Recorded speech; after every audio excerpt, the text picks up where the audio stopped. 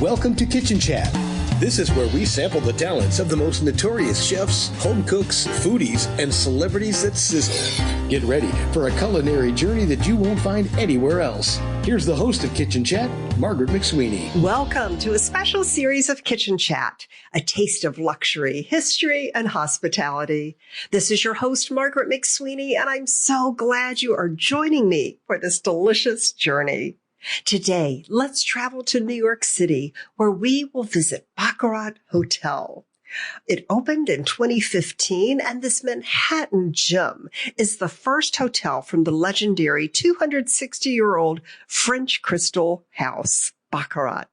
It's a stunning blend of heritage and modern opulence. The dazzling chandeliers whisper the timeless elegance of Baccarat. Let's meet Director of Food and Beverage and Executive Chef Chef Biju, who shares his culinary artistry at Baccarat. Pleasure to be here. Thank you for having me. Oh, it's so great to see you. And congratulations. I understand the hotel is celebrating 10 years. Yes, yesterday was our grand 10th anniversary. So excited to be here at this time. Oh, and I enjoyed a delicious and exquisite afternoon tea here at Baccarat to celebrate with some friends. And the highlights of that tea were phenomenal. Thank you. You can tell us about, oh my goodness, it was so delicious and exquisite. The fried chickpea savory. So we are very proud of our afternoon tea program. We have a menu that is curated, which is, origins in the old English traditions. Yes. And we have brought in some elements of New York. And you will see a few touches of me, as well as the hotel. So the bite that Margaret is talking about is we have this beautiful chicken salad, which is called Coronation Chicken Salad. It comes in a lentil crisp.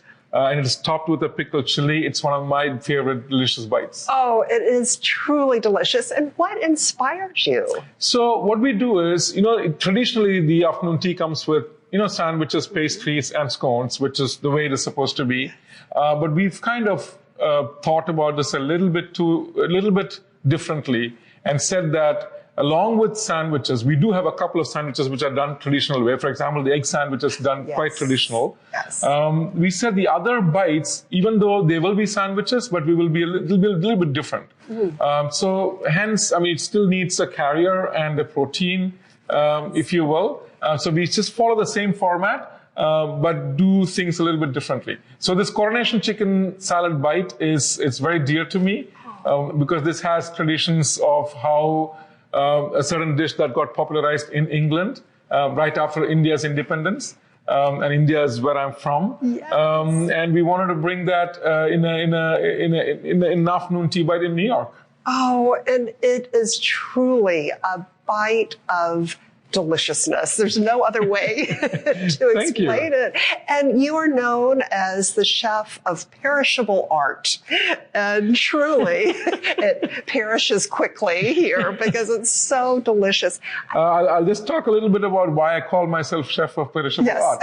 So, food is, there's always this question about, is food science, is food art? And that question goes back and forth. And I think the right answer is probably that it's a combination of both.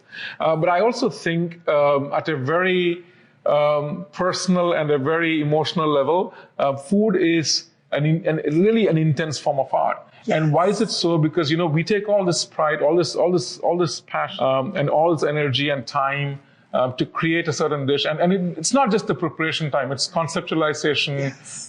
It's a whole, there's a whole hours of effort that goes into creating a dish. Yes. And you create that dish and, you plate it beautifully. You really enjoy the creation when it's consumed. So hence it is perishable. Oh, and you are quite the culinary artist. I think I'm going to start calling you the Banksy of food. Oh, that's going too far. But thank you. Oh, God. Tell us the story of Baccarat. And friends, this is just gorgeous. I'll make sure I have some pictures throughout the interior of the exquisite chandeliers and crystals, and there's even a boutique as well. Tell us the history and how did a hotel come about, and is it expanding? So Baccarat is a 260-year-old traditional crystal manufacturing business. Yes. So about 10 years ago, our chairman, Mr. Barry Sternlicht, was in conversation with Baccarat to create this amazing hotel. And now we've been in existence for 10 years. So the Baccarat still remains, so we have a very close connection with the Baccarat brand and the crystal. Yes. As you can see, it's all over the place in the design. And every single beverage that you drink, consume at the hotel comes in a Baccarat crystal glass. Yes. Something that we're very proud of. It's our DNA. So it's a really unique and new definition of luxury. And I fell in love with this hotel the moment I walked in. I had been here before, but I never looked at it from that angle of being working here. But 2 years ago, when I walked in for an interview at Baccarat, I loved it. Baccarat is also growing. So for the 10 years, we've been just one hotel in New York City. And now the company has announced that we will open 5 more Baccarats in the next 3 to 4 years. How exciting! And any destinations that have been announced? So we have. I'm right now. I'm working with our leaders who are putting the Florence project together. Wow. So Florence and Rome will be the next 2 hotels. We do have a beautiful property coming up in Dubai, one in Saudi Arabia, which I believe is in Diriyah. And then I'm so excited about this, that they have just signed about 3 months ago, they've just signed a beautiful resort. It will be the most high-end resort in Maldives, where I had spent about 3 years. So super excited about Maldives. Oh, that is so exciting. And it will all have the crystal theme. Yes, it'll be, the hotels, the resorts will be, a hotel and the resort will be very different. Yes. But it'll have the same threads. It'll have the crystal. It'll have, definitely all crystal glassware. It'll be high design hotels. Oh, I have to, on a side note, it has been such a joy to stay here. And even the room service has the Baccarat crystal. It is everywhere. You just feel like you're on a luxurious vacation, which you indeed are. Well, have your dishes been inspired at all by the presentation on the crystal? So the cuisine of what we follow at Baccarat has a certain French elements. Yes. Because we are rooted in our French culture of crystal and dining. So we keep that as our baseline, and then we incorporate New York, and we work very closely with our. We do have a consultant chef, which is Chef Gabriel Clouther, 2-star Michelin. Yes. So I work very closely with him in curating cuisine here. But we bring in elements of New York. We bring in elements of new American dining. Goodness. And it even extends to the in-room dining. And I did not order this, but I must say, the eggs and caviar for breakfast. Tell us about what inspired that. No, so we encourage people to indulge. Yes. Because this is a hotel which is celebratory. Yes. Of course, you can stay here as your typical, if you're traveling to New York on business, you can stay here. But what we've seen time and again is that even when our clientele is traveling to New York, they would often club their leisure with business. And possibly, I've seen this so many times now that a high-level executive will be here on a Wednesday, Thursday for a board meeting or whatnot, and his family or her family fly in and be here on the weekend. So that's very typical. So we look at it as our guest is here to celebrate, no matter what. Yes. So one question that you get asked a lot if you're dining with us or if you're staying with us is, what are we celebrating today? Yes. And, sometimes you don't really need a reason, but you celebrate, right? So we encourage everyone to indulge in themselves. Yes. So hence, on the menu, it's not to say that, of course, sometimes some people say caviar is overrated, truffle is overrated, but you will see elements of luxury that is speckled in the menu, which encourage you to celebrate. But we have this amazing or rather funny way of pairing those luxury elements.